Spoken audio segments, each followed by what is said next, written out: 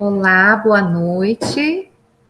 Sejam bem-vindos à live do módulo 4 do nosso NAPCIF Online, Núcleo Avançado de Prevenção e Combate a Incêndio Florestal. Hoje nós vamos discutir alguns assuntos que foram abordados no módulo 4, e aqui a gente vai ter essa oportunidade, né, de interagir de uma forma melhor. Temos aqui hoje com a gente, neste momento, Coronel Joelson, da REDEC Norte-Noroeste. Boa noite. Boa noite. Prazer estar com vocês. Igualmente. Major Bernardino, subcomandante operacional do 16º. Boa noite a todos. Bem-vindos. Boa noite. Temos o Marcelo Vieira, nosso parceiro da Green Bug. Olá, boa noite a todos. Boa noite. Temos Fabrício, que é um dos primeiros a entrar na live. Hoje não foi o primeiro. Tudo bem? O Francisco já está aqui com a gente também. Boa noite. Boa noite. A Jéssica. O Bira, que entrou agora, o Bira da Defesa Civil de Teresópolis. Tá sem som, Bira. Isso. O Biraci. Tá sem som. Elaine. Tudo bem? Boa noite.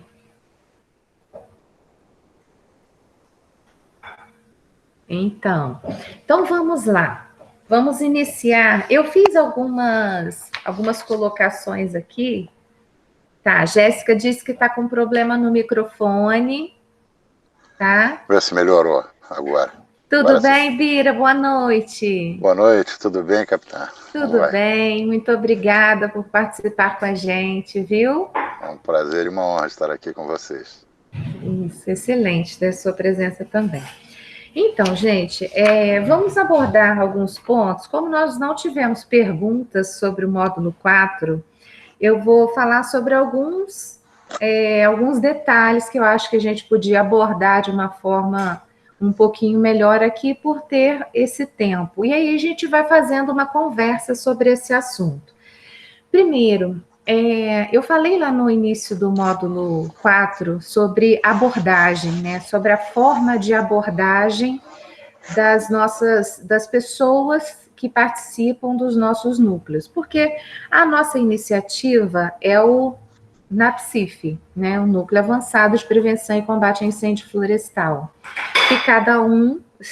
Que nós estaríamos preparando, né, para que cada um possa fazer, dentro das suas possibilidades, algo no sentido de diminuir os eventos de incêndios florestais, diminuir as queimadas na sua região, né, sobretudo aqui na nossa região de Teresópolis, que é nossa necessidade, né, urgente.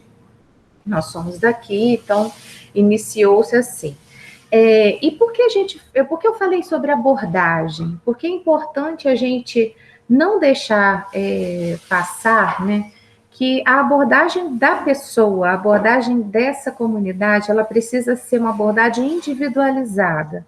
Às vezes, alguns trabalhos a gente vê que, assim, corriqueiramente a gente vê que os trabalhos não dão muito resultado. E quando a gente vai olhar qual material que foi utilizado para esse trabalho, né, a gente vê um material obsoleto, né, vê uma cartilha obsoleta, a gente vê um trabalho realizado da mesma forma há muitos anos, a gente vê que não se pensou que num determinado bairro tem pessoas ali que não vão ter acesso a um tipo de ferramenta, ou não vão entender direito se a gente apresentar um PowerPoint. Então, assim, é preciso que a gente conheça bastante essa comunidade, que a gente veja que cada comunidade tem a sua peculiaridade, para que nós consigamos chegar até essa pessoa. E aí eu apresentei, queria saber de vocês se vocês entenderam, né? Eu apresentei um quadro, né?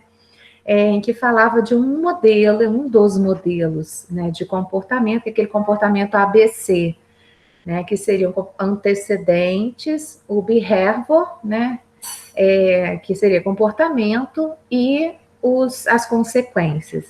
Vocês entenderam aquele gráfico? Entenderam direitinho como funciona? Né? Que a gente tem condições, tudo aquilo que a gente absorve, né?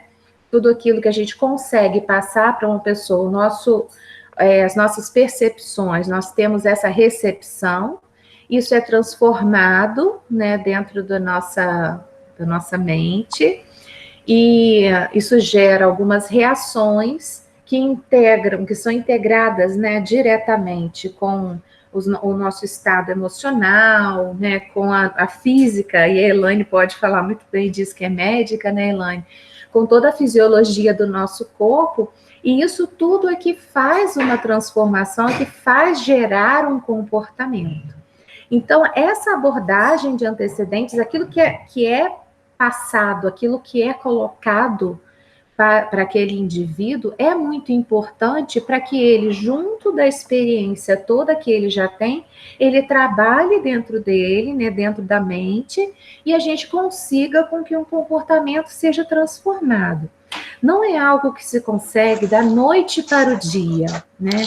O trabalho de educação ambiental é um trabalho que é lento, é um trabalho de médio, mais para longo prazo, né? Não é um trabalho imediato, porque essa transformação é uma transformação gradativa, mas que a gente precisa fazer para que lá na frente nós consigamos a consequência dessa alteração de comportamento. Qual é a consequência? Não colocar fogo.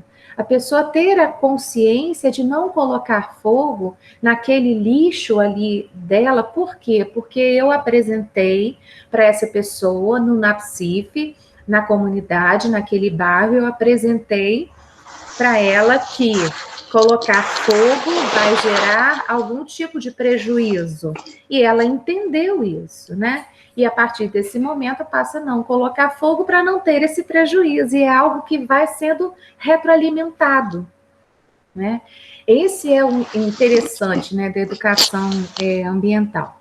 Importante também que eu acho, assim, da gente relembrar, e vocês podem aqui, né, quando quiserem fazer alguma abordagem para a gente trocar ideias, tá bom?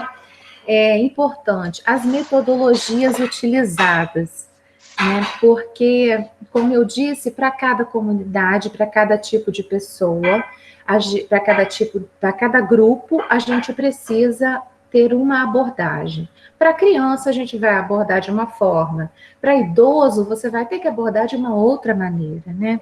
Para jovens, não adianta você apresentar algo que não prenda a atenção, né? Então, o que eu vou utilizar? Vou usar cartilhas? Naquela comunidade é melhor a cartilha? Ou, se eu levar algum vídeo para aquela comunidade, um vídeo da própria comunidade, né? Como a gente está produzindo, né, agora. Dentro de cada bairro, a gente vai produzir alguns vídeos para que a gente mostre para aquela associação de moradores, olha, isso aqui aconteceu aqui, tá vendo esse incêndio? Esse incêndio aconteceu nessa comunidade, olha por que aconteceu.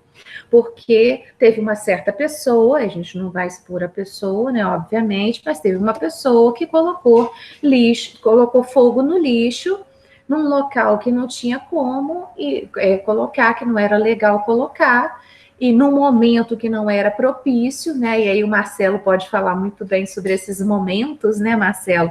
Quando se tem quando se poder não se poderia nunca, mas tem alguns momentos em que não é possível que a gente conceba que alguém coloque fogo, porque por questão de vento, questão de umidade, não é isso, Marcelo?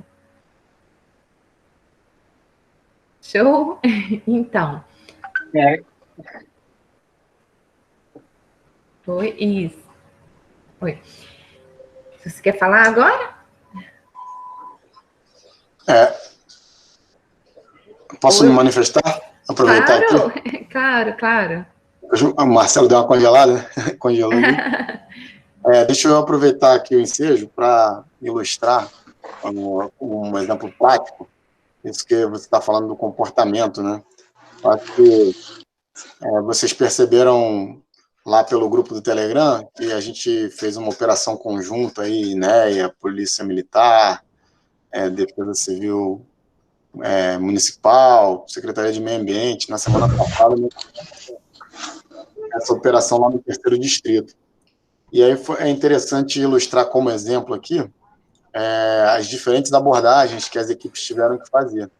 A Manuela, se ela tivesse aqui, ela poderia, inclusive, ilustrar isso também, né? Ratificar o que eu estou falando aqui.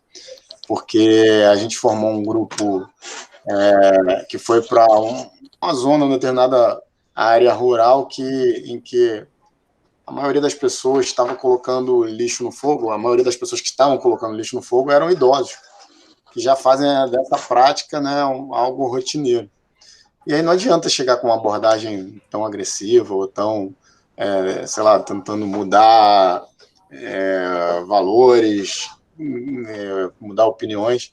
A gente tinha que tentar convencê-los através aí de exemplos práticos ali do que eles poderiam fazer, levar alternativas, né, e mostrar para eles que o prejuízo que eles estavam causando à própria saúde deles. Em contrapartida, um outro grupo fez uma abordagem numa região em que o público lá eram homens mais velhos, adultos, né, homens adultos ali, mas não eram pessoas tão mais velhas assim, e a gente constatou uma série de irregularidades, não só uma série de irregularidades ambientais, não só a questão do fogo, mas animais, pássaros presos, talude, abate de vegetais. Então, ali uma abordagem já foi um pouco mais coercitiva, por assim dizer, né? Para que a gente pudesse, pelo exemplo, mostrar para eles ali, e para os outros, os demais moradores que tinham mais ou menos esse mesmo perfil, que esses atos têm consequências graves, né? Então, eu acho que isso exemplifica bem, Adriana, isso que você está falando aí em relação aos diferentes tipos de abordagem, e eu gostaria só de acrescentar esse exemplo aí prático. Excelente, Major. E é essa sensibilidade que a gente precisa ter, né? De saber o que fazer em determinado tipo de comunidade, que público é esse que a gente está querendo atingir, porque nesse exemplo que o senhor deu, se chegasse lá para os idosos, né, com uma abordagem agressiva, o que ia conseguir, tadinhos, muito provavelmente um pico de hipertensão e ter que chamar o socorro, né, para resolver e não conseguir, na verdade, chegar a nenhum objetivo que era realmente a conscientização. Então, é interessante isso. Marcelo, você quer falar agora? Vamos ver se vai aqui, porque a internet está ruim, né? A minha curiosidade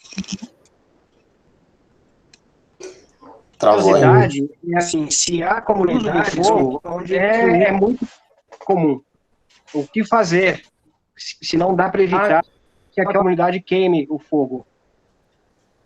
Marcelo, falhou, não consegui entender direito.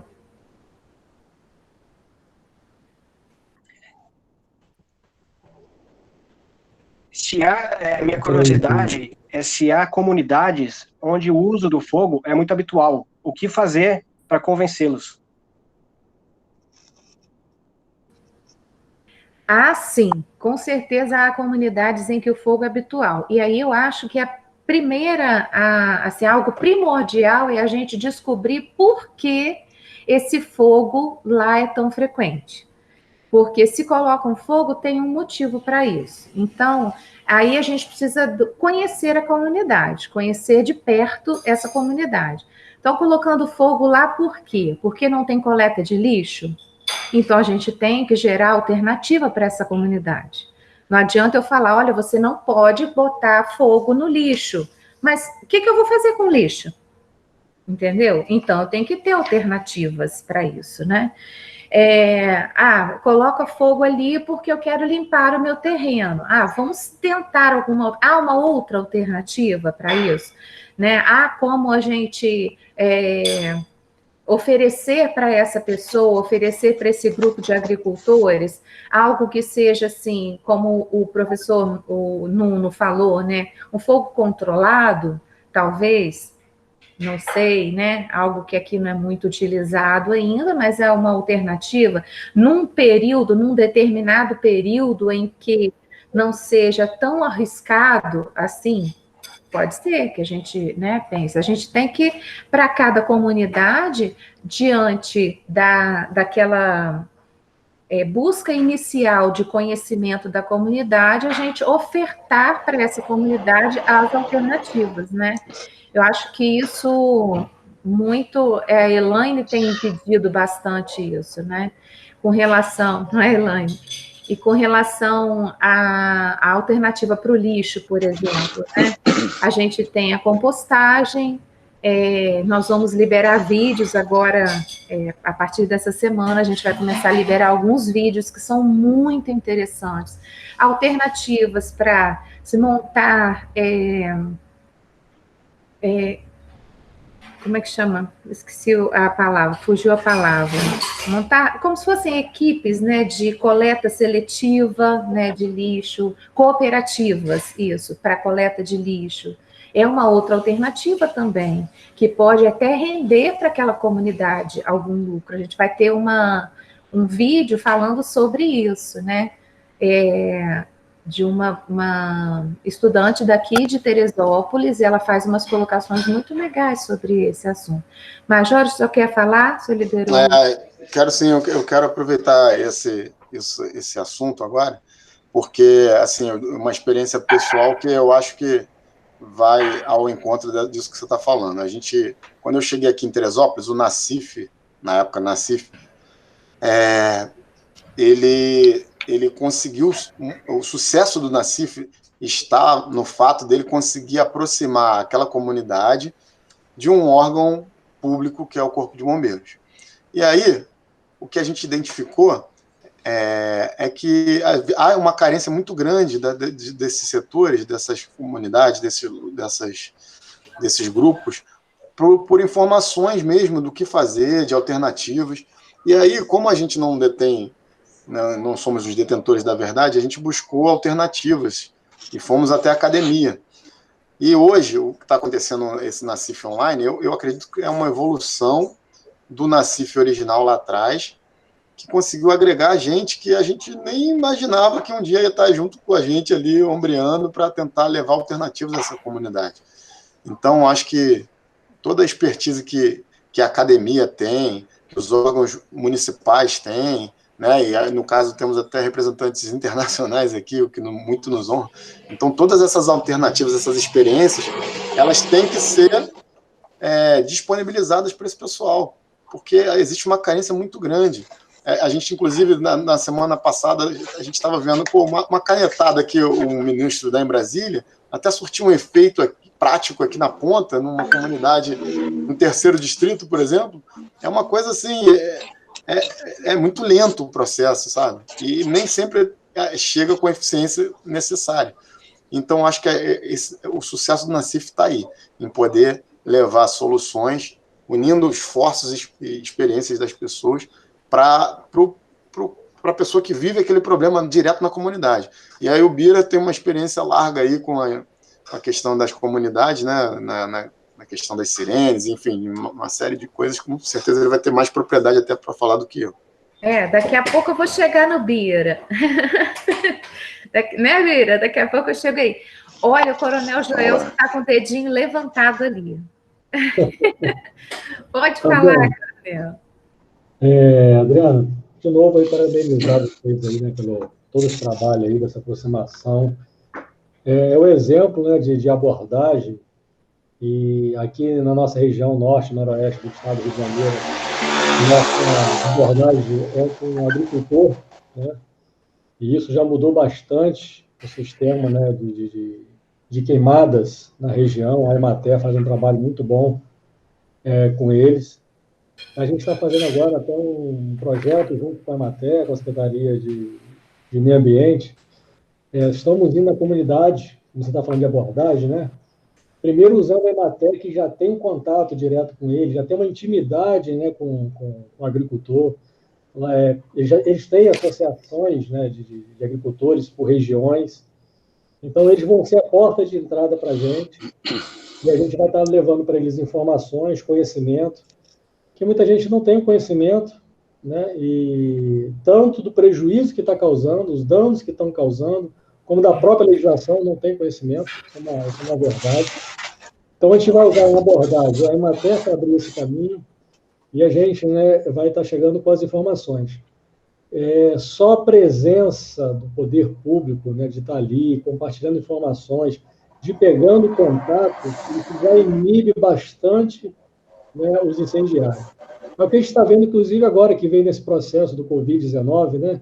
Primeiro uns usavam máscara, outros não usavam, aí o que usa começa a apontar para o que não usa, né? E começa a inibir até que está todo mundo usando a máscara, né? Então é mais ou menos isso. Então, se você vai conscientizando ali aquela comunidade, o vizinho já fala, pô, não taca fogo aí não coloca, né? Está prejudicar. Então, essa abordagem sempre tem que ser no linguajar, né, dessa comunidade, desse povo, alguém que tem entrada com essa comunidade, que no nosso caso é com a comunidade, né, agrícola, né, do agronegócio, e a gente compartilhar as informações que as pessoas não têm.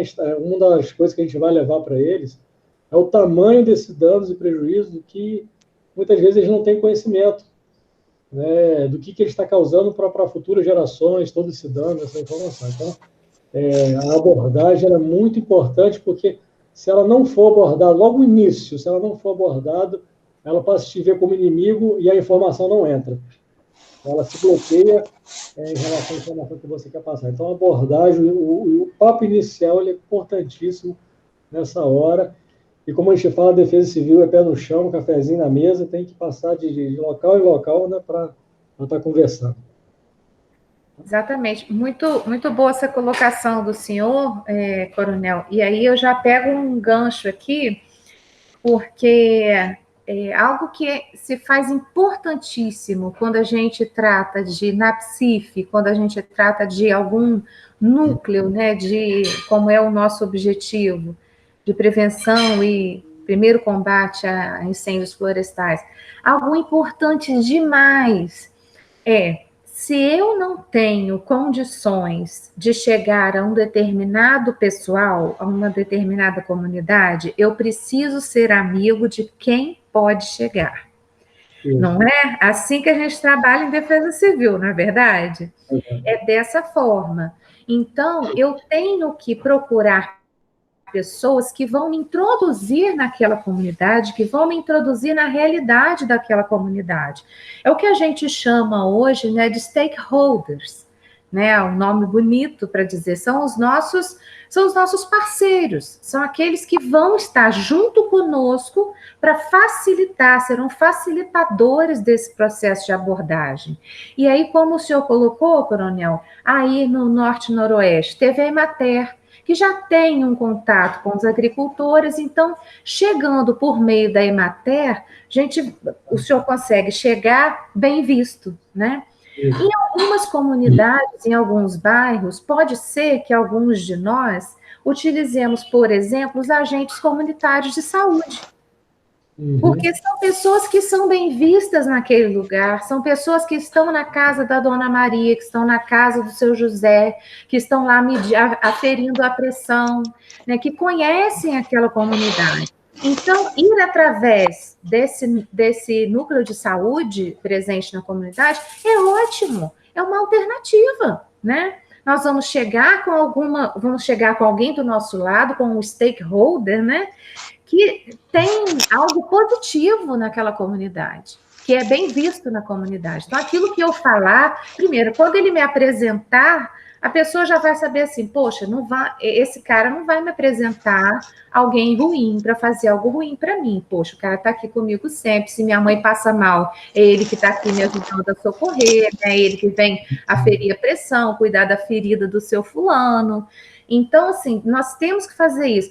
Em lugares onde nós temos associações de moradores que são efetivas, que são bem participativas, é excelente, né? Utilizarmos esse caminho. A associação de moradores, o presidente da associação de moradores.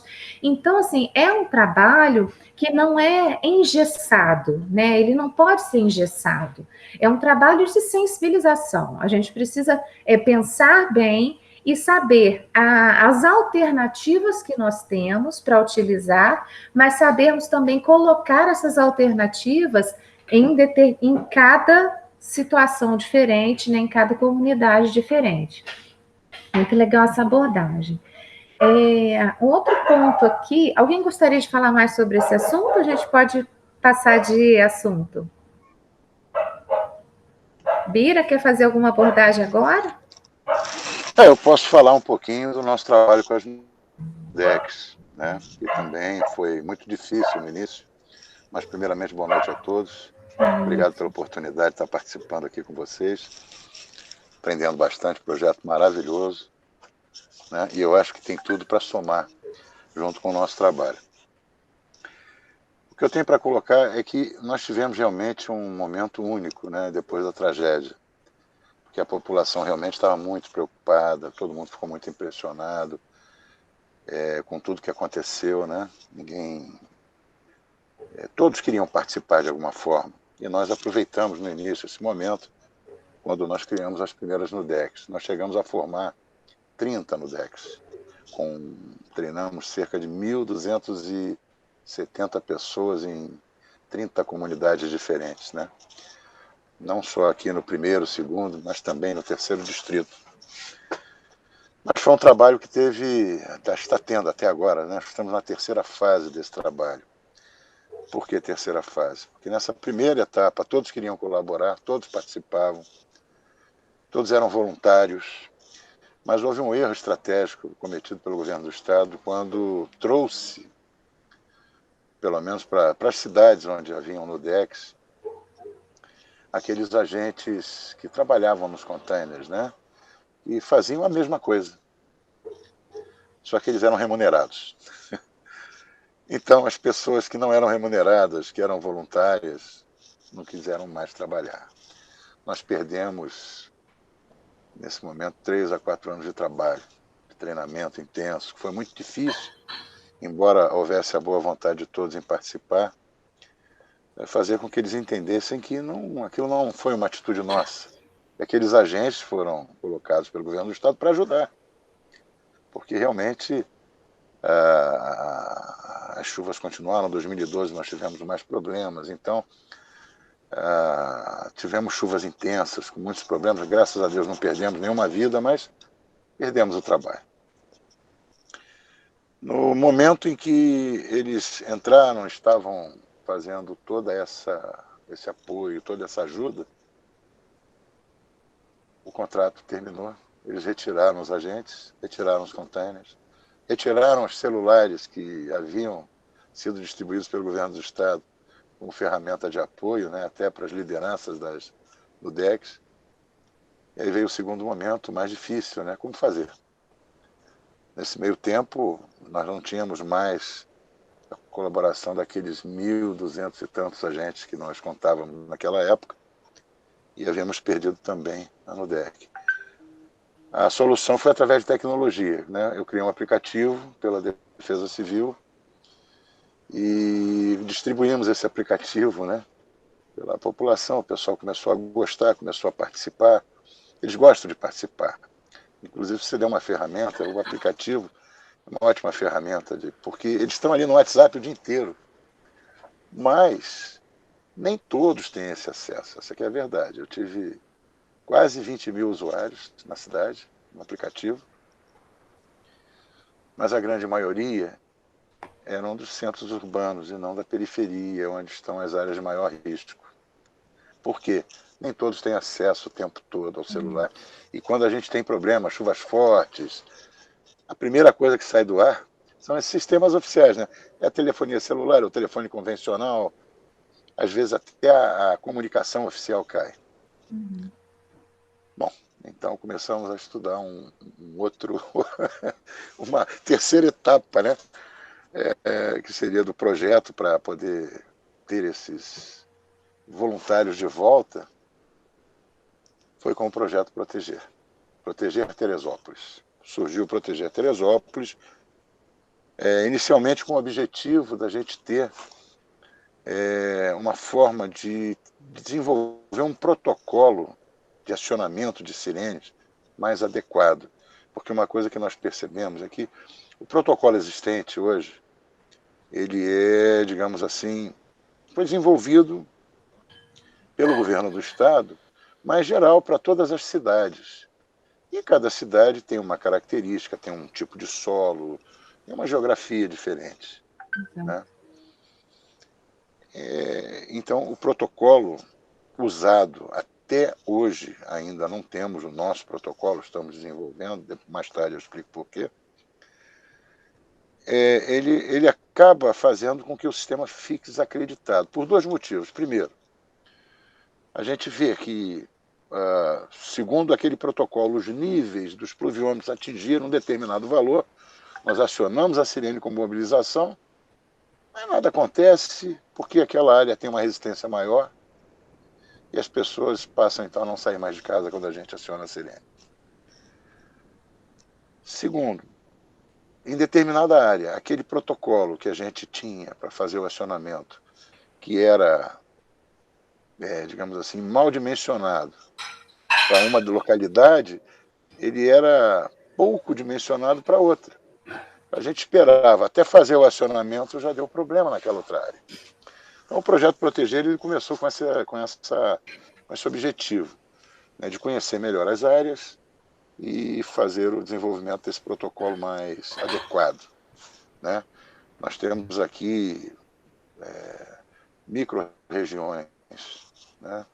Tem regiões que chove muito, tem região que não chove, tem região que pode chover bastante, chegar aí a 60, 70 milímetros de chuva, nada acontece, ela resiste bem, qualidade de solo. Outras com 30 milímetros já temos problemas. Então começamos a fazer o levantamento e nos deparamos com uma realidade.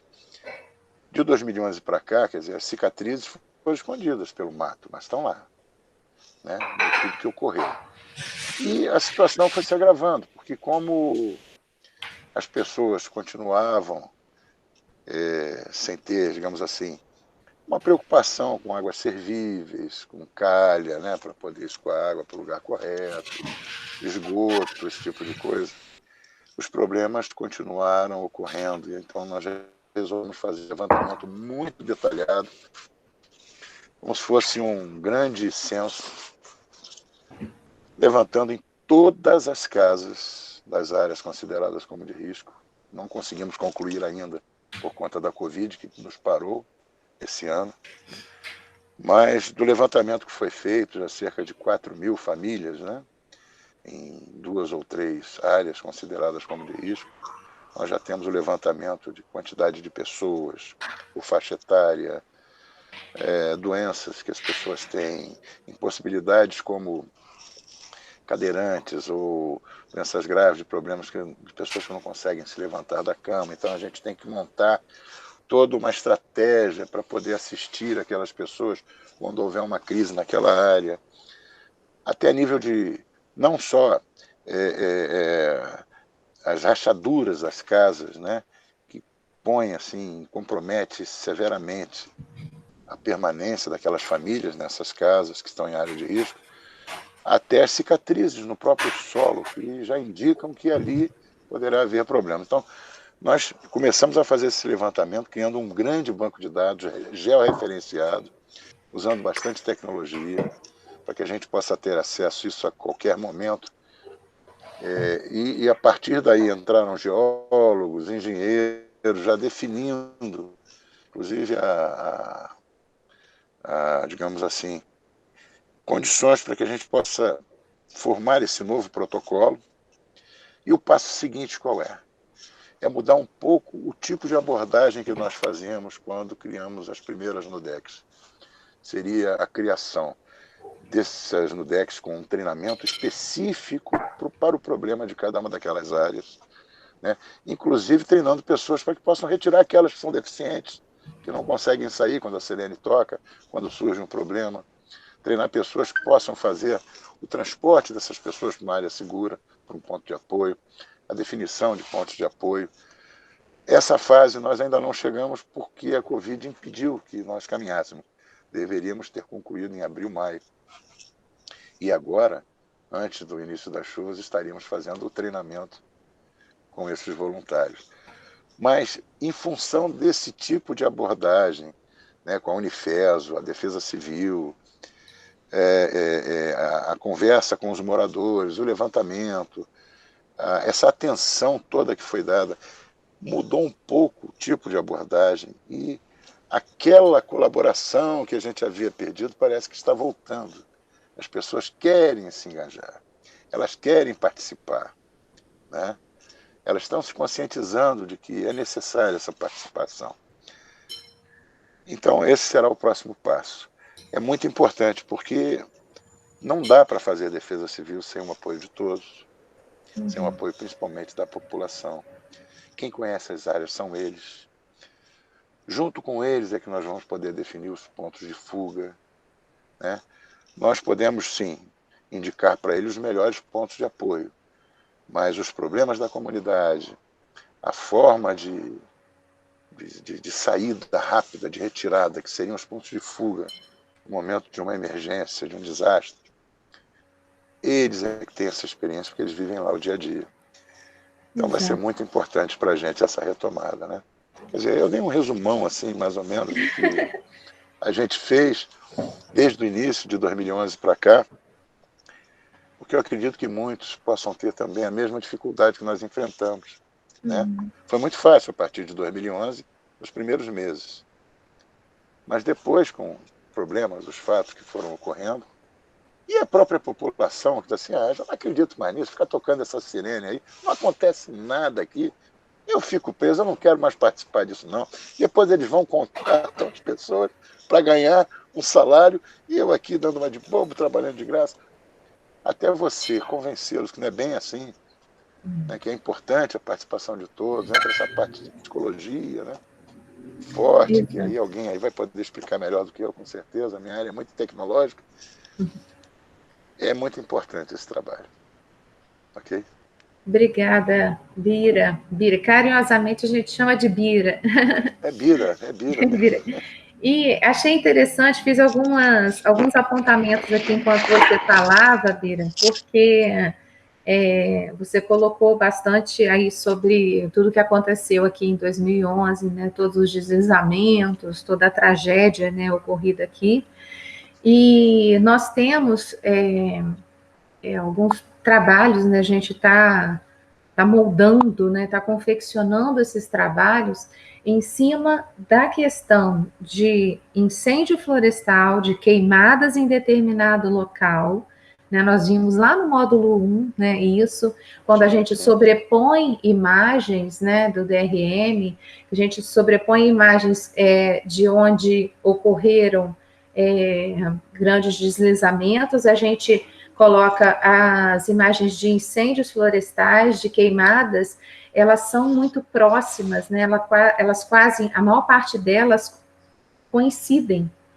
Então, a gente vê que esse enfraquecimento do solo proveniente do incêndio florestal, proveniente das queimadas, faz com que no verão essa quantidade de chuvas todas leve, né, a esse deslizamento de terra. E é muito interessante a gente utilizar e pegar esse gancho, né? Pegar esse link da NUDEC, né, aqui na nossa região, e em outras regiões a gente pode também sugerir que algo nesse sentido seja feito, né?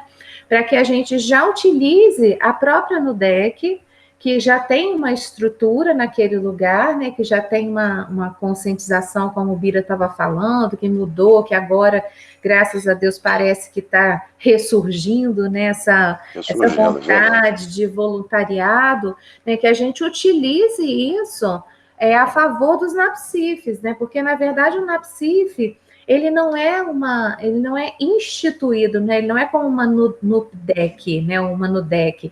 Mas é um grupo de pessoas, né, que está ali trabalhando em favor de reduzir o número de incêndios florestais, o número de queimadas.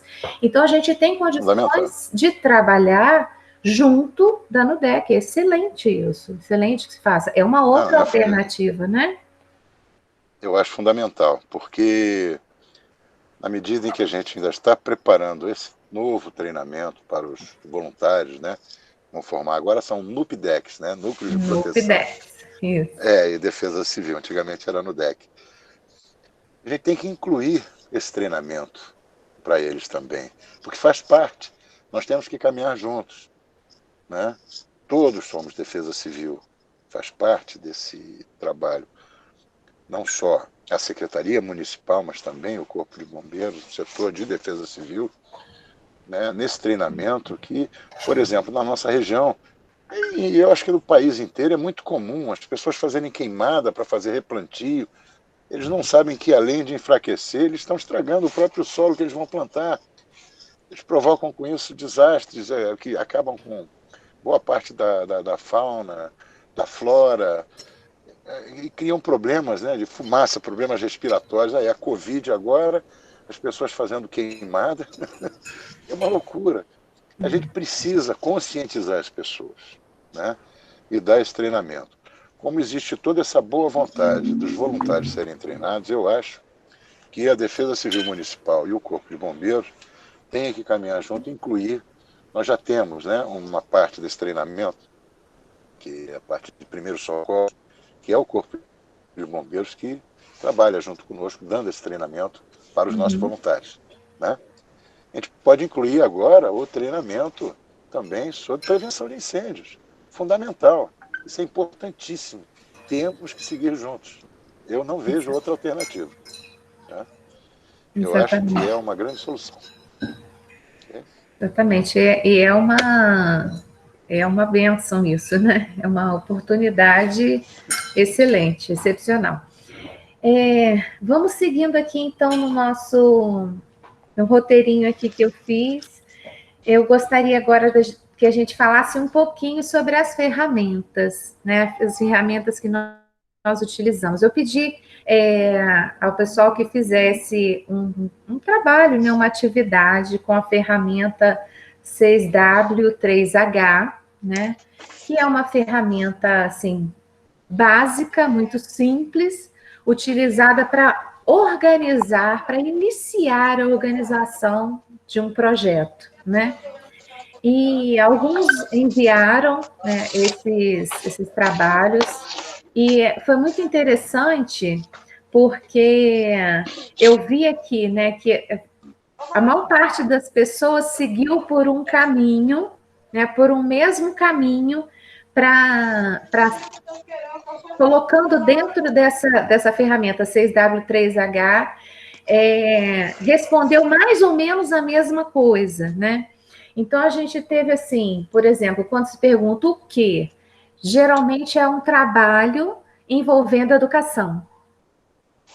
Os vários que eu recebi foram assim, trabalhos envolvendo educação. Então, eu fiquei muito feliz com essa resposta, né, com esse retorno, porque eu penso que é dessa forma, é através da educação ambiental, que a gente vai conseguir uma transformação que não seja a curto prazo, mas que seja a médio e a longo prazo, né, que é o nosso objetivo. Nós gostaríamos muito que isso que nós estamos fazendo agora, que todo esse trabalho, que tivesse uma resposta muito rápida, mas sabemos que não é assim, né? E foi muito interessante. Elaine, eu até te mandei uma mensagem, porque, se não me engano, foi você que mandou para mim sobre o lixo alternativo. Foi você que mandou, Elaine? Foi? Então, eu queria... você me permite que eu abra aqui para todo mundo ver? Posso fazer? Ah, então tá bom. Eu vou aqui mostrar para vocês, então, porque eu achei, assim, bastante legal a forma como foi colocado, lixo inteligente, né? Eu vou apresentar para vocês aqui rapidamente, porque aí a gente fala sobre o 6W3H de uma forma bem, bem fácil, né? De forma que todo mundo entenda. E aí a gente pode discutir, tá? Em cima disso. Quem tiver alguma dúvida, tá? Vou compartilhar uma janela aqui, tá bom? Já deixei aberto. Eu só preciso que vocês me retornem se estão vendo 6W3H. Ok também. Estão vendo? Então a Elaine me permitiu colocar aqui, né? Aí a gente vê que ela fez de uma maneira que ficou bem fácil da gente entender. Ó, primeiro ela colocou aqui o 6W e depois o 3H. Vamos lá, então. Ó. Elaine, você quer falar sobre essa abordagem que você fez?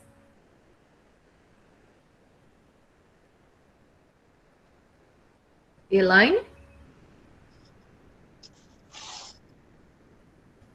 Não? Aí, né? Oi? Não, tá me ouvindo? Tô ouvindo, tá? Tá. Não, eu só fiquei meio sem saber se o trabalho é como você pode ver aí, na minha projeto, né, o esboço, eu combinei a ferramenta 6W3H com o Canva. Aí eu fiz eu misturei os dois. Muito bom. Okay. Adriana, você está sem som, Adriana. Está sem som.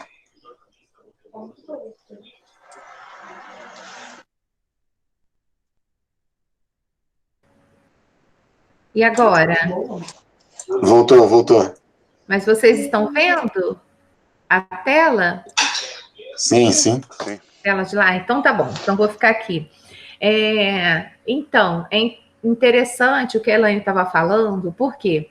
Porque a ferramenta 6W3H, a gente faz como eu mandei aquela planilha. É algo básico, né? Pergunta e resposta. A gente coloca de forma simples para direcionar. E no Canvas, a gente já faz como se fosse um mapa, né? A ferramenta Canvas, a gente utiliza para facilitar a visualização. Então, assim, por isso que eu achei muito interessante ali, né? A resposta ao 6W3H utilizando isso. O Canvas é interessante porque a gente tem, por exemplo, se nós usarmos um bloco, né, um quadro, nós podemos ir colocando ali adesivos, colocando as ideias em cada resposta. Eu vou até mostrar para vocês também uma foto aqui para exemplificar. E a gente pode, a todo momento que a equipe for definindo algumas alterações, a gente vai conseguindo fazer. Eu vou tentar ir lá para a imagem e vou ver se o meu som não sai, tá? Se sair, sai o meu som? Estão me ouvindo? Não. Estamos. Ok. Ah, então tá bom. Então, vejam só. Então, nesse 6W, né? O que é o que foi colocado aqui, né? Que essa comunidade, né, Cuna Nega, né, uma comunidade carente, próxima aos limites de uma reserva, né, de um parque nacional. Elaine, se eu estiver falando, eu estou lendo aqui, tá? Qualquer coisa você faz as colocações, já que o projeto é seu, né? Eu só estou utilizando aqui para a gente exemplificar. A coleta de lixo não é consistente, levando a população a queimar esses resíduos e aumentando, assim, o risco do fogo se alastrar para a floresta. O que a gente estava falando, né? Não tem coleta de lixo da forma que deveria. Então, o que é, né? Vamos lá. O que seria esse trabalho? Compostagem e uso de substrato instantâneo como alternativas à queima de lixo. Onde? Nesse Parque Nacional e nos arredores também, né, Elaine? Seria aqui no Parque Nacional e nos arredores, né? Aí nós temos, quem fará essa companhia, o LASC de Incêndios Florestais. Quem que vai fazer esse projeto? Quem que vai trabalhar nesse projeto? Está aqui respondido, né? Para quem? Para quem que será feito, né? Para quem esse projeto está sendo planejado? Para essa comunidade ali de Cuna Nega. Temos aqui também, por quê? Por que fazer o projeto? Olha, é uma disposição inteligente dos resíduos orgânicos e prevenção das queimas de lixo dentro da reserva florestal. Seria por que fazer? Porque precisa de alternativa, precisa que haja mudança do comportamento. Quando? No verão, colocou ali, né, que é a época de estiagem no Panamá. Vou passar para outra foto. Aí aqui. A ideia é muito interessante, né? O inútil se transforma em útil. Serão palestras apresentadas aos moradores sobre como mudar o seu problema de acúmulo de lixo em adubo eficiente, e aí o Major pode falar para a gente daqui a pouco, aprimorando assim seus métodos de agricultura de subsistência e evitando desse jeito que esse lixo termine virando fogo. Aí nós temos, sim, agora os 3 Hs, né? Teríamos como esse trabalho será feito? Através de palestras realizadas nas associações de moradores, sobre compostagem, substrato instantâneo e tal.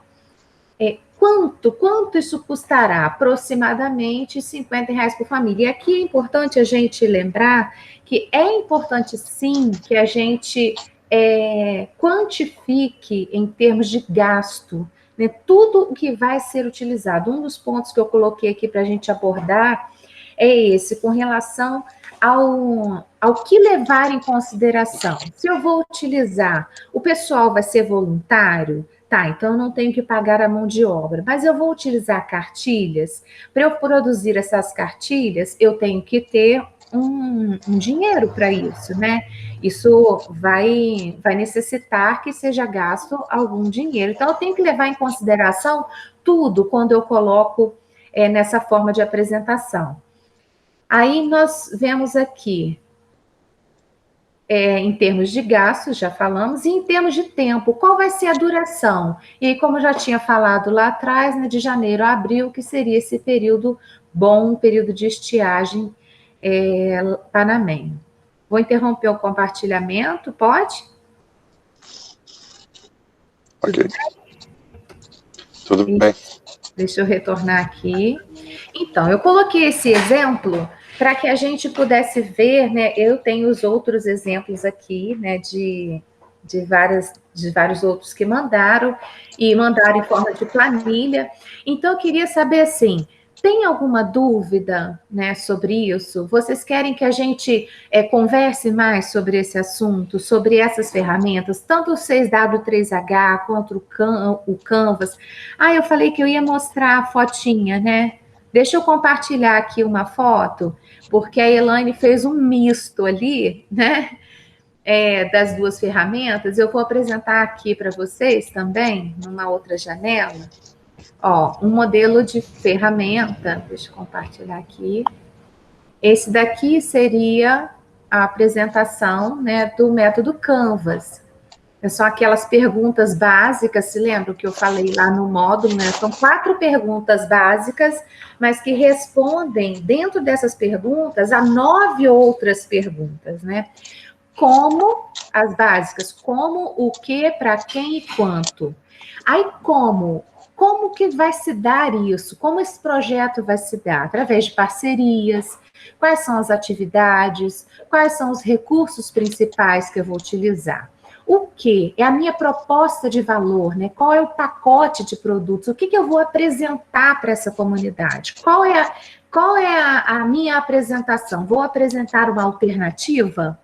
Né, como foi o caso ali, vou apresentar uma alternativa para não queimar lixo, né, vou apresentar o quê? Um trabalho educacional, como algumas pessoas colocaram aqui, não uma alternativa para não queimar, mas um trabalho de conscientização.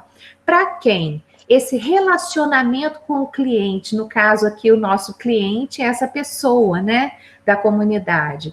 Quais são os canais que eu vou utilizar para isso, né? O Bira estava colocando aqui para a gente que, em determinado momento, quando a abordagem não estava surtindo efeito, uma abordagem de uma forma, eles resolveram agir e partir para o outro lado da tecnologia. E trabalhar em cima da tecnologia, com grupos de WhatsApp, que é uma ótima alternativa, né? Que segmentos de clientes? Quem são esses clientes? Quem são essas pessoas, os nossos clientes aqui, né? Como já falei, as pessoas das comunidades que nós queremos atingir. Estruturas de custos, contabilizar tudo que a gente pode, tudo que pode ser necessário, né? Tudo que, em termos de custos, assim, o que pode gerar custos, e receitas, no nosso caso aqui, não uma receita em dinheiro, mas o que a gente quer de retorno, né, disso. Toda proposta, ela tem um retorno. E o retorno que nós queremos como NAPCIF, com esses projetos de combate e prevenção a incêndio, é a não colocação de fogo, né? Em determinados momentos, principalmente. Vou interromper aqui o compartilhamento novamente. Então, essas ferramentas foram bem entendidas? A gente pode passar para frente? Pode ser?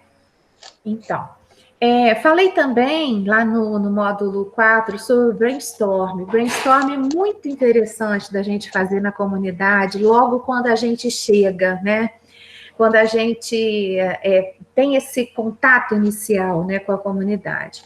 Então, assim, eu coloquei lá que é preciso que a gente propicie, né, um local adequado, onde as pessoas fiquem bem acomodadas, né, para que fiquem à vontade. Então, assim, é muito provável que a gente não consiga fazer um brainstorm no primeiro encontro, né, quando a gente, logo que chega e é apresentado, porque a gente não vai ter, como o Bira estava falando, a credibilidade ali, para que essa pessoa ela fique à vontade com a gente, né? Mas a partir do momento que a gente tem nessa comunidade, nesse grupo de pessoas, né, que a gente já conseguiu chegar, o brainstorm é muito legal, porque a gente vai fazer assim, a gente lança uma proposta e a gente colhe dessas pessoas todos os pensamentos que surgirem sobre aquele assunto, né? Então, a gente fala assim, olha, alternativas para o lixo. Aí a gente joga esse assunto. Vamos lá, vamos pensar em alternativas para o lixo. A gente distribui papéis para essas pessoas e elas vão colocando no papel ali. Alternativa, tudo que vier à cabeça, né? E é importante que no brainstorm a gente não critique de forma alguma, né? A gente deixe todo mundo bem à vontade para que ninguém critique a ideia do outro. Porque o bom do brainstorm é isso, né? Essa tempestade de ideias. É surgir tudo que aparecer na cabeça. Então, vão colocando no papel, as pessoas da comunidade colocam no papel isso, aquilo, outro. Depois a gente junta isso tudo, né, junta todas essas ideias, distribui essas ideias de forma que um pegue a ideia do outro e tente desenvolver, sem saber quem foi que sugeriu. Então, no brainstorm, a gente às vezes pega umas coisas assim, né, que são impossíveis de serem implantadas. Mas talvez daquele impossível, uma outra pessoa, que é impossível para mim, talvez não seja impossível para o outro. Então, uma possibilidade que o outro veja naquele meu absurdo, né, algo diferente. Então, a gente faz isso, o outro desenvolve a ideia, um desenvolve a ideia da outra pessoa. Depois disso tudo, a gente chama todo mundo num grupo, né, e vai ver esses desenvolvimentos, e aí sim a gente vai peneirando, vai vendo aquilo que realmente tem condições, o que será que vai ser importante, será que isso vai dar para ser implantado aqui na comunidade? Então, é importante que a gente faça esse brainstorm, não só com relação ao projeto em si, mas até com relação a qual método eu vou utilizar naquela comunidade, né? Como vocês gostariam que nós apresentássemos um determinado assunto, né? Como seria melhor? E as pessoas colocam no papel. Eu prefiro cartilha, porque eu levo para casa e leio. Não, eu prefiro ver filme. O outro, não, eu prefiro áudio. Agora, né, tem muito podcast, eu prefiro ouvir.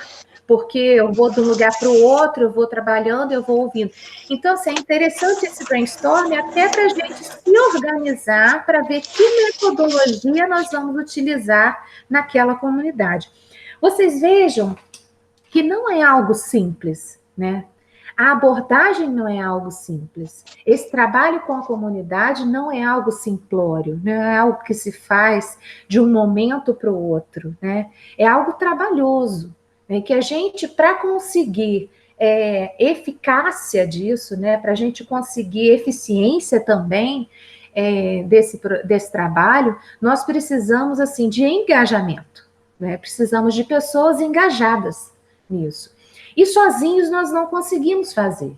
E aí a gente já entra num outro item aqui que eu acho muito importante, é que a gente precisa trabalhar, né, e rever aqui, e repensar, né, que eu convido vocês a que a gente pense um pouco sobre isso, a questão da liderança, de nós conseguirmos identificar nessas comunidades pessoas que podem se tornar lideranças que já não são, né?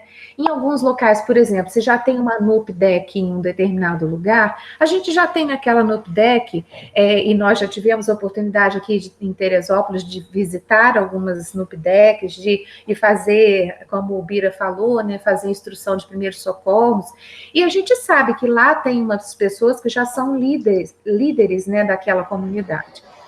E se nós estamos começando um trabalho e não temos essa liderança, nós precisamos começar a identificar e trabalhar nessa comunidade alguém que seja líder.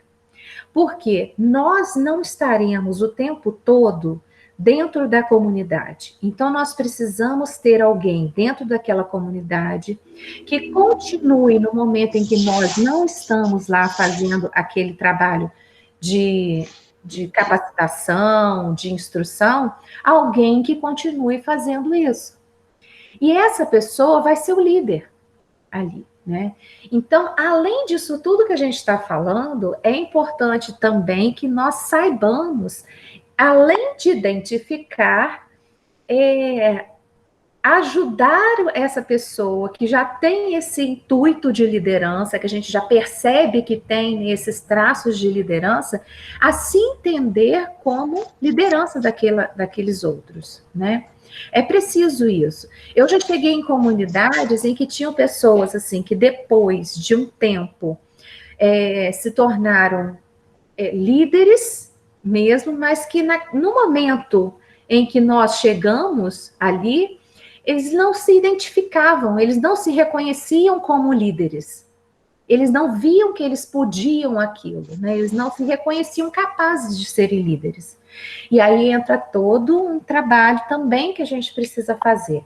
É importantíssimo também, gente, que seja colocado aqui, como eu já falei, que é um trabalho, esse trabalho de abordagem, trabalho de educação ambiental, não é um trabalho para ser feito sozinho. E, principalmente, é um trabalho que precisa ser multidisciplinar, né? Nós precisamos de vários profissionais envolvidos para que nós consigamos fazer isso. Ah, Adriana, mas então eu não vou conseguir, porque eu só tenho aqui eu e mais um conhecido e tem uma comunidade que eu preciso trabalhar. Então tá, a gente tem que aprender a trabalhar em defesa civil, o Coronel Joelson, o Bira pode falar, em defesa civil, a gente aprende a trabalhar com o que a gente tem, né? A gente sabe aquilo que é o ideal, mas a gente trabalha com o que a gente tem. Se temos só eu e mais uma pessoa e tem uma comunidade que eu preciso trabalhar, eu vou trabalhar.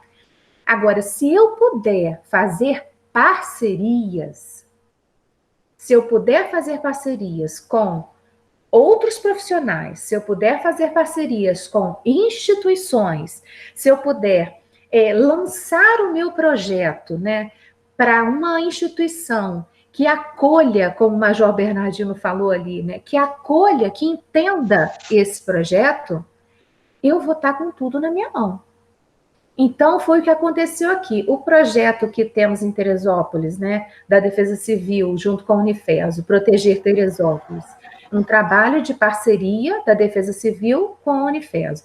Agora, no NAPCIF, nós tínhamos o NACIF, que virou NAPCIF, e aí agora, por conta da pandemia, por conta do coronavírus, né, da necessidade de ar puro e não ter condições, nós não temos condições de chegar nas comunidades, o que nós fizemos? Vamos para a internet, vamos utilizar o recurso de fazer online. E aí, nessa batalha de fazer esse trabalho online, nós conseguimos uma parceria, que foi a Unifeso, né? Uma grande parceria, né, Major? Uma tremenda parceria, que está nos ajudando a beça, né? Que nos ajudou gravando os nossos vídeos, editando os nossos vídeos. E agora, sim, essa parceria está sendo ampliada, porque nós teremos agora, dentro da Sala Verde, né, que tem já na Unifeso, nós tivemos parcerias com diversos cursos, desde a medicina, engenharia civil, que estarão trabalhando esse nosso assunto, né, de incêndio florestal. Então, de prevenção a incêndio florestal. Isso é grandioso, né? Nós teríamos braços para fazer isso? Não. Mas nós conseguimos, através da apresentação do nosso projeto, conseguimos sensibilizar, né, a reitoria da Unifeso e toda a parte de AD e da Sala Verde agora, né, para que eles trabalhem conosco. É dessa forma que a gente precisa fazer. Se não pode fazer sozinho, ou se tem pouca gente, não tem alternativa, entra no trabalho. O importante é fazer. E vou tentando esses parceiros, né, esses stakeholders. Adriana. Oi. Tá, deixa eu arriscar aqui até um comentário aí pertinente, talvez. Em alguns momentos eu participei do café comunitário aqui em Teresópolis. Eu também fui com o senhor uma vez. Isso, lembra? Era uma iniciativa até do 30º Batalhão. Na época, o Coronel Marcos, comandante, ele fazia questão de todo final do mês ter esse contato com a sociedade, com os representantes das associações de moradores. E o que a gente observava era muito assim, inicialmente, desinformação, quem faz o quê, né? Qual órgão responde por qual serviço público. Então, nessas oportunidades, a gente conseguia levar, direcionar, né, as necessidades da população para esses órgãos de forma correta, né? Uhum. E a gente via muita iniciativa boa das próprias comunidades, como o projeto, eu já citei, eu acho, não sei se eu já citei em outra live, mas eu cito porque eu acho um projeto muito exitoso, de iniciativa da própria comunidade, que é o Nosso Lixo Tem Valor, na Granja Guarani, e que eles conseguiram ali tirar uma quantidade significativa de lixo ali da comunidade e estão transformando os resíduos dele em verbo para se retroalimentar ali, né? Então, um ciclo positivo ali, né? Um ciclo virtuoso aconteceu a partir dali. O Bira e você citaram em relação a cooperativas, né? A organização das comunidades em cooperativas, e tem um aspecto muito interessante na cooperativa, que é a questão da economia solidária. Quando a gente buscou a parceria com a UFRJ, os professores da UFRJ tinham essa preocupação de citar sempre a questão de tentar engajar a comunidade, né? E fazer com que eles fossem um stakeholder também, né? Deles mesmos, na verdade, e com isso gerar a economia solidária. Então, você forma a cooperativa de catador, o catador tira o lixo da comunidade, aquele lixo vira uma verba que pode ser destinada para melhorias da própria comunidade e melhora o comércio na comunidade, enfim, economia solidária gerando mais um ciclo virtuoso, né? E hoje, assim, para pontuar também, eu recebi uma coisa que eu ainda não conheço tão bem, mas acho que vale a pena citar, porque os atores envolvidos me parecem bem comprometidos aí, um projeto da Fiocruz com a Associação de Moradores do Caleme. Eles chamaram aqui de Nosso Território Sabemos Nós. É um projeto que eu acredito que vai nesse viés aí de uma ação local, né, pensando no global, e gerar um ciclo virtuoso. eu acredito que todas essas formas de ação, elas como já foi citado aqui, elas instigam as pessoas a se unirem. Porque, muitas vezes, eu falo isso como cidadão e não como representante de um órgão público, a gente fica um pouco decepcionado com a falta de continuidade de políticas. Mas se as iniciativas perduram ao longo do tempo, a pessoa acaba se enganjando também. Porque aquilo é uma presença constante daquilo ali, daquela boa prática. Então, eu acho que o viés, o caminho que a gente deve seguir, seja no NACIF, seja no NUPDEC, seja em qualquer tipo de projeto, é de continuidade. E hoje, como já foi citado também, a tecnologia facilita bastante isso. Esses vídeos não tiveram a adesão aí máxima que a gente esperava, mas estão gravados, estão disponíveis e com certeza outras pessoas vão assistir.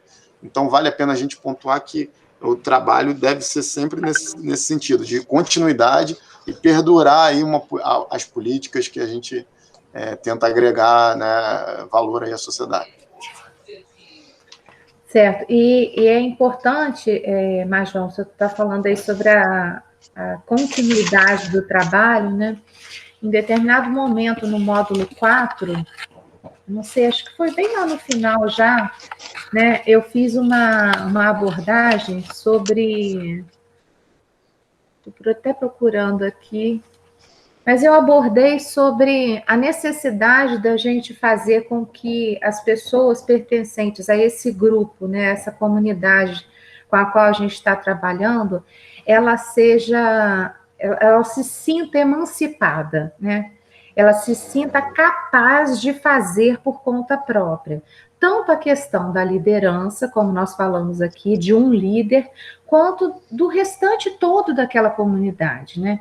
Porque é preciso que o trabalho ele tenha continuidade, independente da política que venha, independente da alteração que ocorra, né? Independente se eu não vou estar mais ali naquele trabalho porque fui para um outro local, é preciso que aquilo permaneça, porque é um trabalho grandioso, né? É um ciclo virtuoso, como nós falamos lá, e o senhor colocou aqui também, falamos no módulo.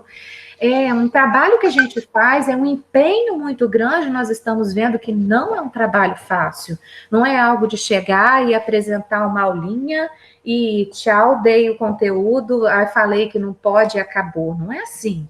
É um trabalho que desgasta, né?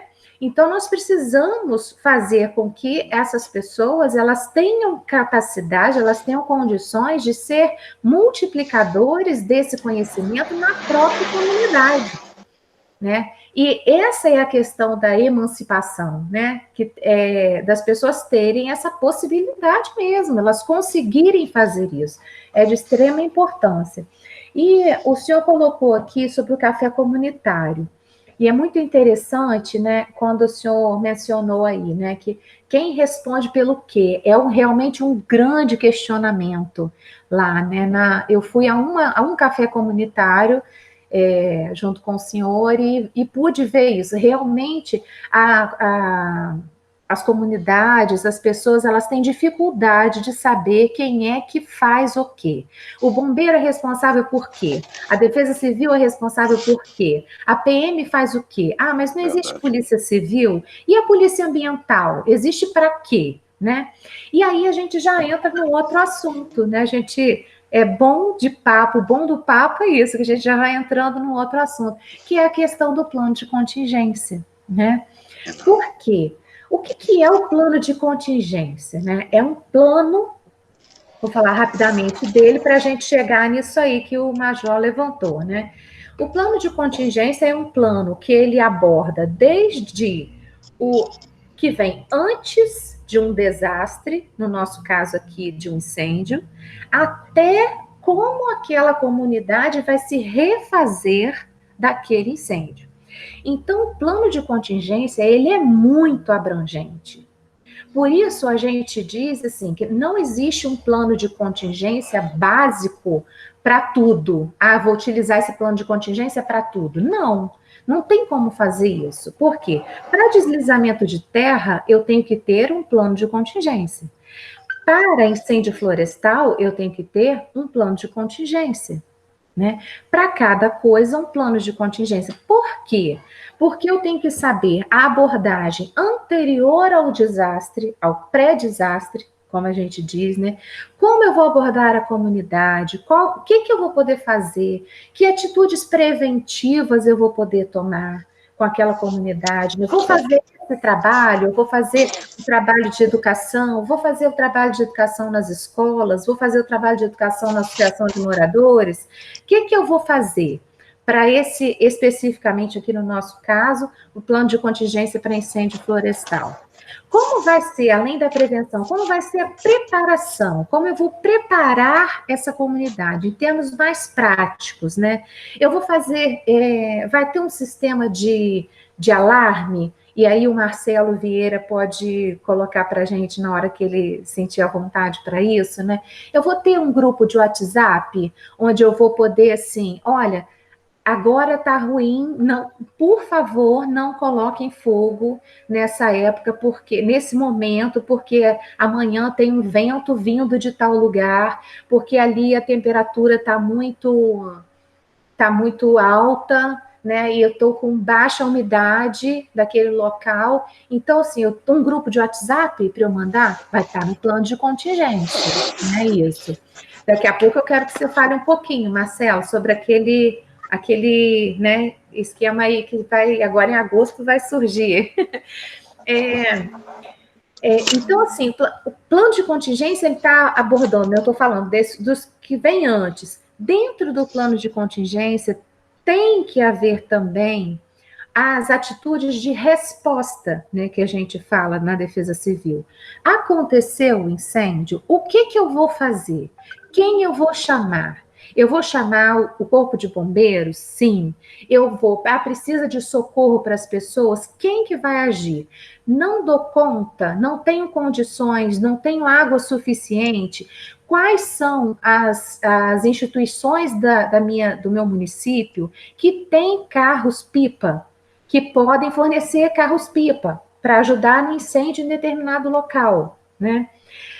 Se teve vítimas, e essas vítimas, elas são socorridas pelo bombeiro, para onde que eu vou levar essas vítimas?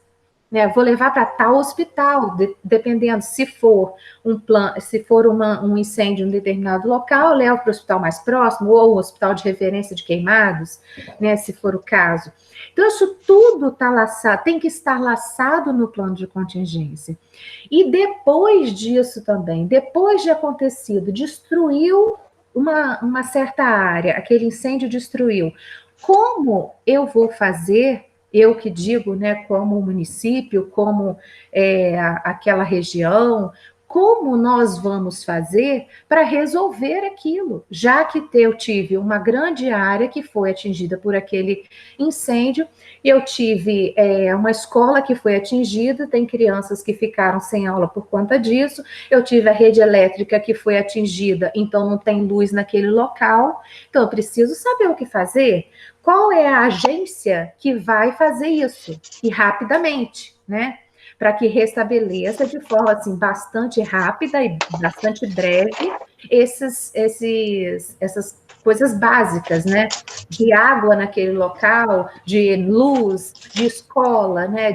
Um posto de saúde que foi atingido, como a gente fazer isso? Tem que estar no plano de contingência, né? E depois desse restabelecimento, a gente ainda vem com uma reconstrução, né, que nós temos a gente fala em defesa civil, que tivemos através do Marco de Sendai, a gente fala muito sobre a reconstrução, né, como a cidade, né, como essa cidade, essa região vai fazer para reconstruir aquela área, nós vamos fazer como? Vamos reflorestar? Quem que vai poder reflorestar, né? Quem que vai agir nisso? Qual órgão que vai agir, né?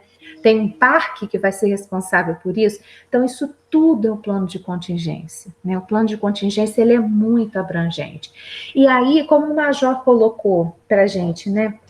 aqui, que a preocupação das pessoas, a nossa preocupação, né, no café comunitário foi saber que as pessoas têm dificuldade para entender quem faz o quê, né?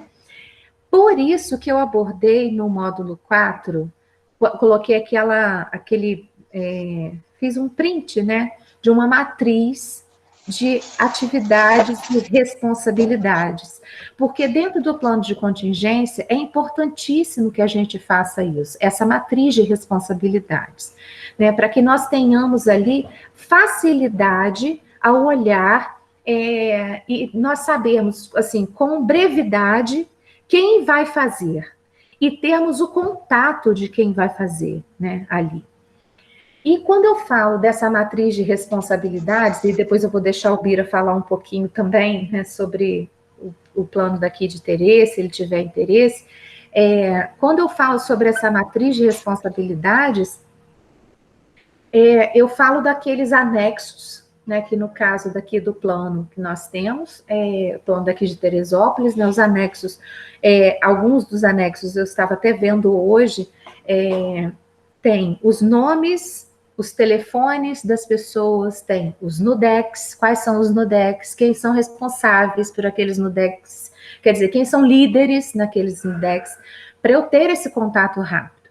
E aí nós entramos num outro ponto importante do plano de contingência, que é ser permanentemente avaliado, modificado, se for o caso, né?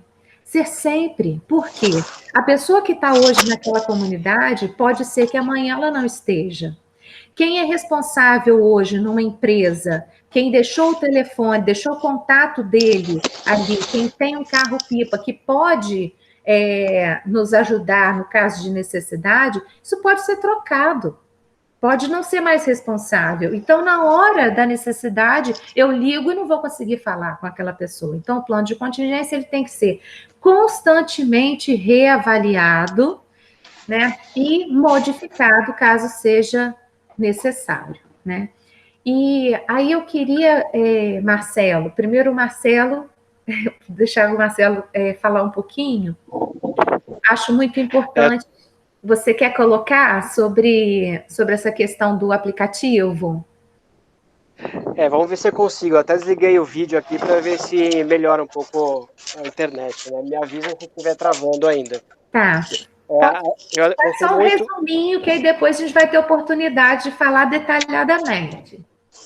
Tá, eu gostei muito do que o Bira falou sobre o aplicativo que ele já desenvolveu e as dificuldades que ele enfrentou por falta de sinal.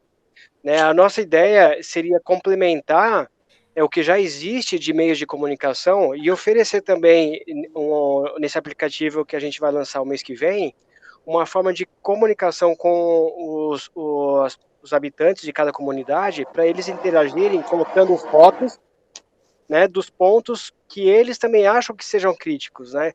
Então, por exemplo, um lixo na rua, ou um poste que está com fio balançando, situações de risco que o próprio habitante de cada região poderia contribuir, informando para a nossa plataforma esses pontos de atenção. Então, depois eu gostaria de conversar mais com o Bira, para ver como que a gente pode unir as duas fontes de informações. Vai ser um prazer.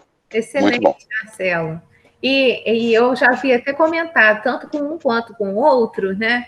Que eu quero, assim, marcar uma data aqui para a gente fazer uma live com os dois falando sobre tecnologias em favor, né, do combate a incêndio florestal. Acho que vai ser muito bom. Bira, fala para a gente aí um pouquinho, fala para a gente sobre o plano de contingência que a gente tem, sobre o que você achar importante. Na verdade, o nosso plano de contingência, ele é muito genérico, ele é muito amplo, ele não entra em nível de detalhe, né? Na verdade, nós não tínhamos um bom plano de contingência. Ele foi elaborado, eu diria que recentemente, há cerca de 2 anos atrás, né? Justamente para poder ter um planejamento e cumprir também, né, com a Lei 12.608, que até exige que a gente faça isso no município. Mas com esses problemas todos que nós enfrentamos, né, principalmente depois da tragédia, a parte de gestão de prefeitura, tivemos 7 prefeitos num período curtíssimo de espaço de tempo, perdeu-se muita informação, e com a troca constante de pessoas no cargo. Então nós temos hoje um plano de contingência padrão, que ele identifica, né, os cenários de risco. A gente usou muita coisa do DRM, do INEA, levantamento que nós fizemos com a Defesa Civil também, para poder complementar. As áreas que estão envolvidas, né, outras secretarias, receberam também o dever de casa, mas até hoje não entregaram esse dever de casa, né? Então ficou muita coisa incompleta. O projeto Proteger, voltando a ele, é que, na verdade, vai dar essa complementação que nós precisamos ter para ter mais segurança, ter um plano mais real, mais específico e mais real em relação aos problemas que nós temos na nossa cidade, né? Hoje, paralelamente, e faz parte do plano, mas eu digo paralelamente porque até bem pouco tempo não sabíamos se teríamos ou não essa estrutura. Nós estamos implementando o SICOP, que é o Centro Integrado de Comando e Operações. Esse SICOP já tem sede, já tem projeto, está chegando aí a parte de implementação de equipamentos. Ele sim vai ter ali o espaço específico para a sala de crise, e nós vamos ter os atores principais, pelo menos é isso que a gente espera, né? Fazendo toda essa parte do monitoramento, que é importante nessa fase de prevenção, que eu acho que é a mais importante, a prevenção, é a gente se antecipar, né, aos problemas. Ferramentas e pessoas capacitadas do Corpo de Bombeiros, da Secretaria de Segurança Pública, da PM, né, representantes estaduais. Por exemplo, nós temos um grande recurso hoje de monitoramento que poderia estar auxiliando nessa parte de queimadas, que é o GeoNetcast. Até já conversamos sobre isso. Eu cheguei a fazer o treinamento, mas infelizmente o GeoNetcast hoje está parado. Por quê? Trocou-se o satélite e o meu equipamento, o que eu comprei, está obsoleto. Eu tenho que fazer um novo investimento. Eu não consigo mais receber as imagens. Hoje a gente podia estar atuando, né, dando um grande suporte aí para o Corpo de Bombeiros, para a Secretaria de Meio Ambiente, mas estamos com um equipamento obsoleto, porque usávamos o GOES 16, que é o satélite que permitia fazer tal monitoramento. Hoje temos o 17 com uma série de recursos fantásticos, mas que a gente está sem poder usar e vamos ter que investir para justamente melhorar, né, um pouco esse nosso trabalho. Então, toda essa parte do planejamento, do plano de contingência, e prever não só essa parte da prevenção, mas principalmente, como você falou há pouco, aí, as ações de reconstrução, né? Ele tem que tratar disso em detalhes, envolvendo toda a sociedade, não só o ente público, a prefeitura e suas secretarias, mas você citou como exemplo aí a Enel, no caso dos postes, todos caíram em 2011 aqui, na estrada Rio-Bahia, todos os postes caíram. Os bairros ficaram isolados e sem energia. As concessionárias de telefonia, que elas param, são as primeiras a parar.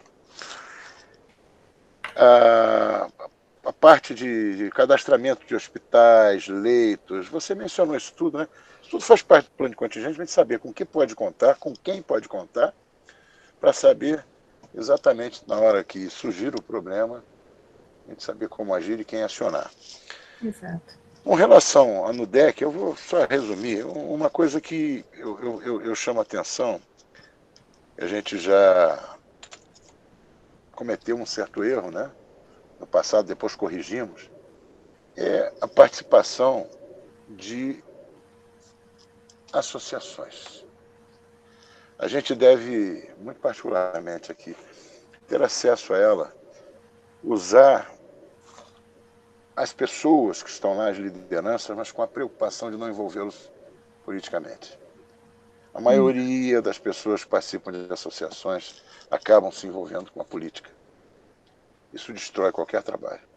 Porque ele vai usar isso como plataforma para participar de uma eleição e acaba caindo em descrédito todo aquele trabalho que você teve de preparação, de poder trazer as pessoas. A gente tem que ter muito cuidado de identificar lideranças, mas que não tenham essa aspiração de se candidatar a nada, para não cair em descrédito. Um trabalho que é árduo, muito árduo, é muito cansativo. Sim. A gente trabalhava direto nesse treinamento a semana inteira, final de semana, fazendo rota de fuga com moradores. Você não tinha sábado, não tinha domingo, não tinha feriado. Então, é muito importante ter atenção nisso. E com relação ao plano de contingência, o nosso plano vai ser complementado agora com o resultado desse levantamento que está sendo feito com o Proteger Teresópolis. E a execução e manutenção dele vai se dar através dessa equipe que vai ficar trabalhando no Sicope, né? Esse centro ele passa a ser o grande centro gerenciador da atualização desse plano de contingência e também responsável por todas as ações de monitoramento do município. Tá? Isso é o que a gente está preparando agora, que vai ser, acho que, uma revolução aqui para a gente, né? Em termos de município, não só pelo acesso aos recursos tecnológicos que nós vamos ter, mas também pela diversidade, né, de conhecimento, de pessoas que vão estar envolvidas ali trabalhando. Isso é muito importante. Okay? Sim. Eu só quis dar uma resumida, assim, não quero entrar muito em detalhe, a gente não tem muita coisa. O plano de contingência, ele é padrão. Uhum. E justamente por ser padrão é que ele não atende. Percebe? Entendemos. Todo mundo faz aquele plano padrão e o plano padrão não atende. Né? Você acaba cumprindo apenas uma exigência por conta da legislação, mas o que precisa ser feito, dificilmente os municípios fazem. Eu conheço poucos que fizeram um plano de contingência, né, tratando especificamente de cada um dos tipos de desastres que são comuns na sua cidade, na sua região, e mantiveram aquilo ali atualizado. Né? Tá certo, Bira. O Coronel Gelson está com a mão levantada ali. Tá com o dedinho levantado. Obrigada, Bira. Tá bom, Adriano? Quero falar duas coisas aí, em dois momentos que eu deixei de falar e estava só escutando. O primeiro momento, Adriano, foi o que você abordou primeiro aí em relação... A gente vê muita defesa civil falando assim, que não tem recurso. Né? Não tem recursos, isso é um problema que acontece bastante em vários municípios. Mas assim, o que me chateia muitas vezes no município, né? Alguns municípios nem se movimentam, né? Nem se movem para fazer algo. Né? Como você mesmo falou, a gente pode buscar parceria o tempo todo. Né? Eu sou coordenador regional de defesa civil, mas não tenho recurso, né, financeiro para fazer nem executar praticamente nada. Né? Mas é o que você falou, a parceria, né? Como eu falei aqui na região, a gente está em cima da Emater, está em cima do INEA, né? A gente viu, foi até o INEA deu ideia, a gente vai aprendendo conforme a gente vai mexendo, por isso que a pessoa não tem o recurso e senta, não adianta. Então, a gente ficou sabendo os conselhos de meio ambiente, né, que são conselhos municipais, dos municípios que recebem ICMS ecológico, tem verba, eles gerenciam parte dessa verba. Então, a gente está usando isso, uma possibilidade de comprar equipamento de combate a incêndio, de panfletagem, tudo com essa verba, que é gerenciada pelo conselho, uma parte do dinheiro aqui, pelo menos a maioria dos conselhos aqui, a ICMS ecológico, uma parte vai para o gerenciamento da prefeitura, outra parte do conselho de garantia. Então, são coisas que você não tem, mas alguém tem. A Emater tem recursos também, né? Então, é só mexendo e movimentando que a gente vai vendo lugares que têm recursos e que querem projeto, inclusive, né? que tem interesse no projeto.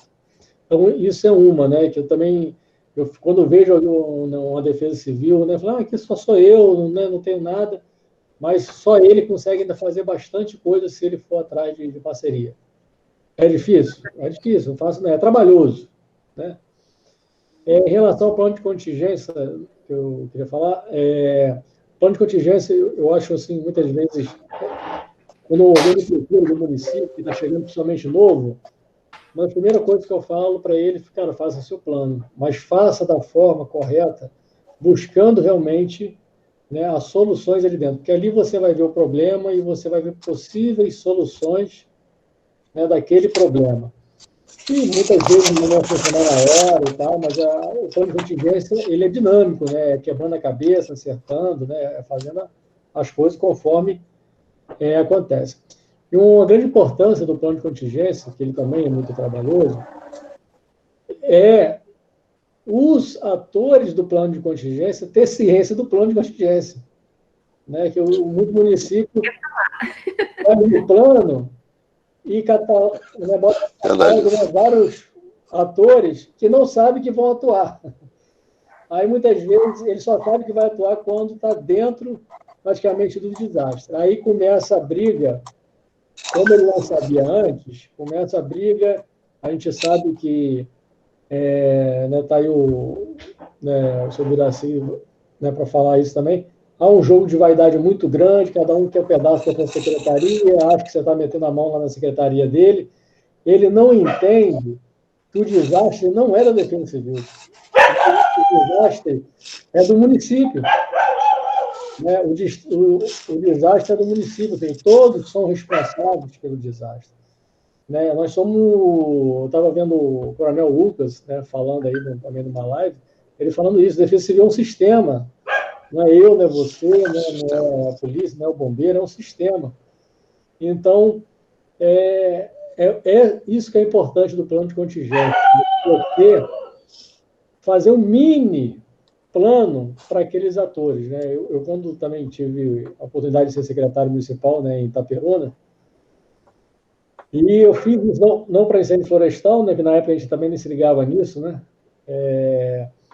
mas para as inundações, né, deslizamento, que já são bem parecidos, né, os planos. Eu fui tomar, o famoso, a gente falando do pé no chão e o cafezinho, né, eu fui tomar cafezinho com cada secretário e levava um mini plano para ele. Pô, se acontecer a inundação, eu coloquei aqui eu rascunhei um plano aqui para o senhor, para a sua secretaria poder fazer, pode ser assim? Aí ele lia, a maioria concordava, né? Um ou outro que falava assim, não, mas isso aqui está demais e tal. Do jeito que ele falava, a gente modificava. Então, quando nós chegamos na inundação, se eu não me engano foi de 2012,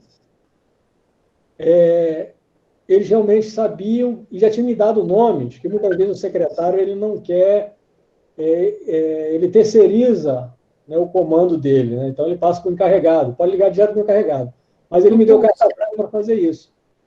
Aí, pronto, na hora as coisas ficaram mais fáceis de se dar. Eu sei que é trabalhoso porque você tem que ir, tem que conversar, tem que falar, tem que deixar a pessoa opinar, tem que deixar ela mudar, alterar, te dar ordem para falar com o outro, né? Mas ele acaba fazendo parte do processo do plano de contingência e vai ficar mais fácil, quando estiver dentro do desastre, você lembrar ele do plano, ele tirar da gaveta e acionar. Então, assim, é uma experiência para contar que eu tive em relação ao plano, isso. Nós, né, do Estado, né, cobramos muito do município, né? Cadê o plano? Cadê o plano? Cadê o plano? Aí acabou muitos planos sendo feitos assim, na correria e somente cumprindo etapa, né? Está aqui o plano. Aí aquele, né, copia e cola, muda a data, muda o nome do prefeito e tal. Então, é importante se fazer essa parte para que os atores tenham conhecimento do seu papel, né, dentro do plano, para que na hora realmente possa ser executado. Vai ter os seus problemas, isso é certo, mas vai ser muito menos bateção de cabeça, né, como a gente fala, né? Nossa experiência aí. Muito boa colocação, Coronel. E eu coloquei aqui duas questões para nós falarmos, né, sobre o que o senhor abordou, né? Necessidade, não só quando a gente olha como um município, né? O município vai fazer um plano de contingência. Nós estamos aqui falando na PSIF, né? Estamos falando dos planos que cada um, né, que está fazendo parte do NAPSIF está pretendendo, né, implantar na sua comunidade, no seu bairro, né? Então, é muito importante que nós nos lembremos que não só a comunidade que vai participar desse plano, né, vai participar desse projeto, ela seja sensibilizada, mas também as autoridades, mas também, né, as entidades que serão aqueles stakeholders, nós também precisamos sensibilizar essas pessoas. Porque, na maior parte das vezes, como o senhor colocou, Coronel Gelson, as pessoas elas não têm noção, nem as autoridades, nem os diretores da empresa tal, nem o reitor da universidade, né, nem a pessoa de lá o chefe de alguma empresa, o gerente da empresa, eles não têm noção do que se trata. Então, a gente precisa sensibilizar também. É uma outra vertente, não é só sensibilizar a população, é sensibilizar todos os stakeholders que estarão conosco nesse projeto. Então, é realmente trabalhoso, mas tem condições da gente fazer grande coisa, né, com isso. E um outro ponto que eu achei muito importante, que eu ia comentar, é que esse plano de contingência, ele precisa, como o senhor colocou, ele precisa ser conhecido pelas pessoas, tanto pelos stakeholders, quanto pela comunidade, e ele precisa ser trabalhado com essa comunidade. Como que a gente trabalha um plano de contingência? Simulando. Fazendo simulados, né? Então, vocês lembram lá no módulo 4, né? Eu fiz uma abordagem de tipos de aprendizagem, né? Por indução e por dedução. Né? Que por indução a gente coloca um conhecimento para aquela pessoa, aí ela vai, absorve aquele conhecimento e faz uma prática. E a de dedução é o contrário, eu coloco a prática para essa pessoa, depois da prática a gente faz uma discussão sobre aquela prática, como foi, e ali a gente tira novos conhecimentos, né? A gente transforma os conhecimentos, tira novos aprendizados, e aí sim a gente consegue esse ciclo virtuoso de aprendizagem, que é usando a indução e a dedução. É assim que funciona o simulado no plano de contingência. Quando a gente vai para uma escola, que a gente vai fazer, fazer o dia do simulado na escola, né? Nós fizemos ano passado aqui, deu super certo, fizemos algumas vezes, inclusive, né? Na mesma escola, para a gente tentar um tempo de fuga mais rápido, né? Com as crianças. Para que a gente faz isso? Para que as pessoas, elas entendam e saibam como o plano de contingência vai ser utilizado. Então, o plano de fuga de escola foi o que nós utilizamos, né? Um incêndio na cozinha da escola, de um CIEP. Foi o que nós fizemos no último ano, em novembro, né, de 2019, no CIEP aqui. Quem vai fazer o quê? No momento, se acontecer de tocar lá o sinal que a diretora vai tocar, quem é que vai? Viu que tem incêndio naquele lugar, a cozinha está pegando fogo, quem que vai tocar a sirene? A diretora, né? A professora vai fazer o quê, né? Qual vai ser o aluno que vai ficar na cabeça da fila? Qual vai ser o serra-fila? Então, isso tudo, assim, é uma maneira da gente simular, né? Simular uma possibilidade, né, de uma ameaça, para que, tomara que não aconteça, mas caso aconteça, aquelas pessoas saibam o que fazer e saibam o que fazer com agilidade.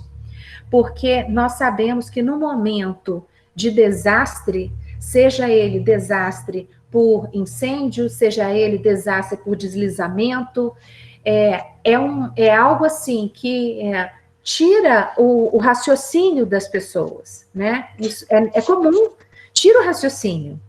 Então, se a gente tiver sido treinado para aquilo, se a gente tiver feito um simulado para aquilo, vai estar, como a gente diz, vai estar no sangue. Eu já vou saber para onde correr, eu vou saber o que fazer, vou saber quem chamar, né? É mais ou menos assim.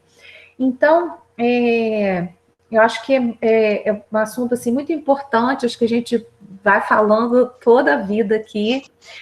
E eu gostaria agora de saber se alguns de vocês gostariam de fazer alguma colocação assim final, tem algum outro ponto que querem abordar, para a gente já ir fechando aqui nossa live. Só, por favor. Desculpa, Bia. Deixa eu só... Por favor, prossegue.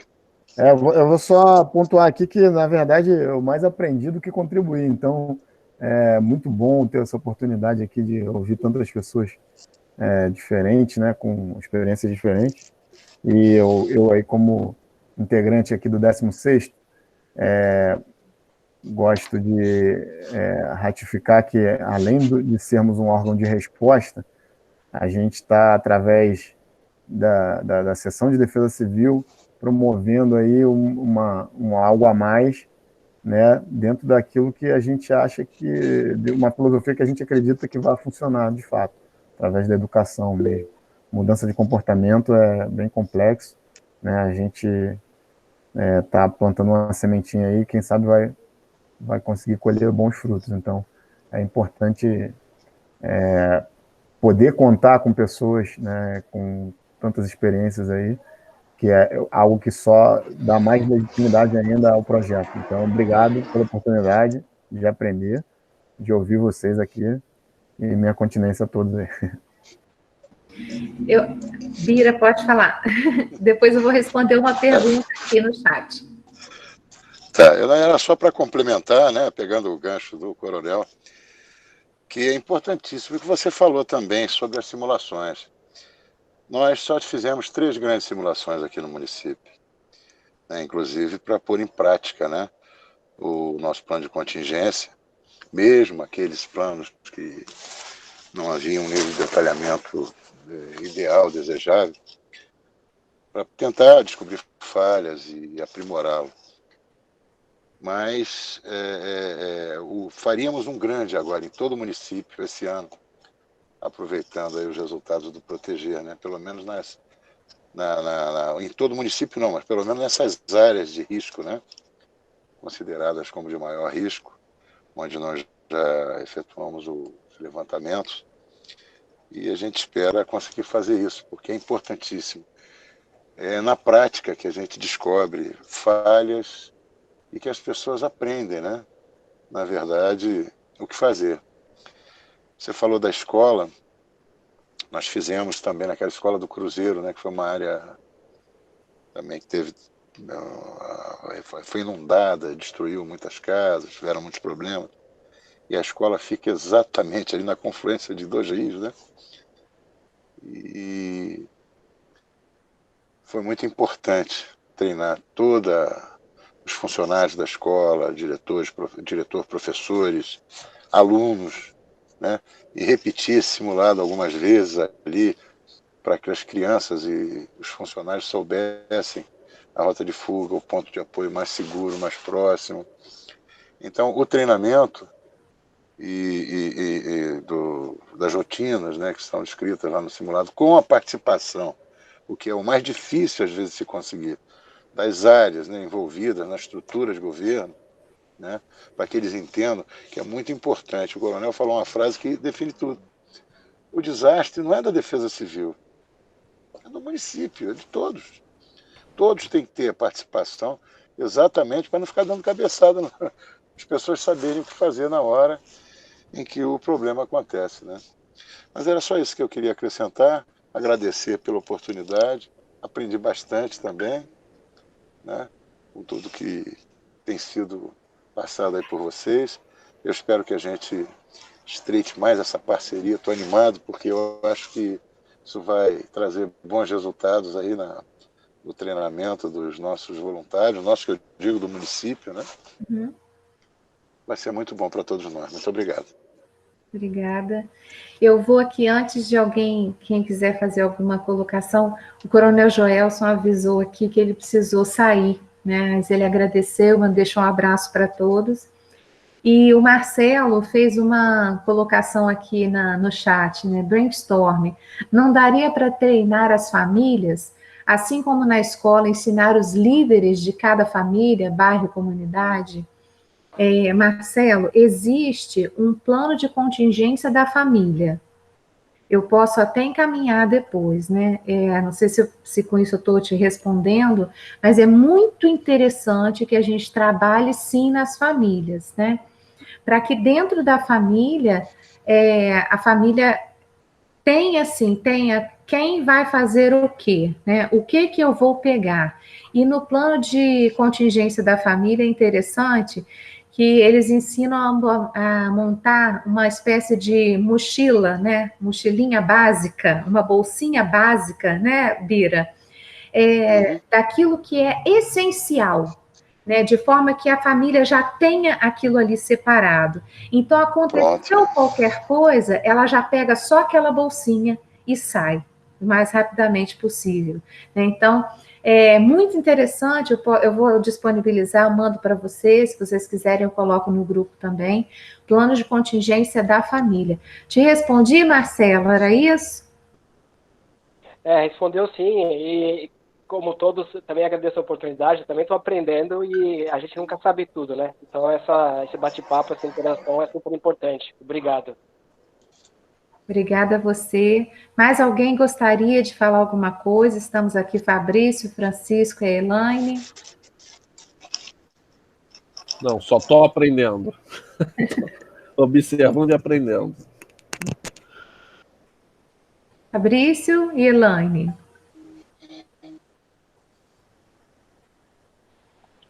Obrigado pela oportunidade. Eu teria até algumas observações, mas eu vou deixar no momento mais apropriado. Obrigado. Tá bom, obrigada. Elaine? Acho que a Elaine está travada. Acho que travou. Parece que travou, né? Sim. Então, meus queridos, né, nós vamos concluindo aqui a nossa live. A live do módulo 4. Eu também só tenho a agradecer a cada um que participou aqui ao vivo com a gente. E é sempre um aprendizado muito grande. E estar entre amigos é sempre muito bom, né? Muito bom. E os nossos papos, as nossas conversas, as nossas discussões, elas são muitíssimo proveitosas. Então, assim, agradeço também por todo o aprendizado, agradeço pela oportunidade, né, de estar aqui e até a próxima live na quinta-feira. Tá bom? Muito obrigada. Obrigada e boa noite. Obrigado, boa noite a todos. Tchau, boa noite. Boa noite.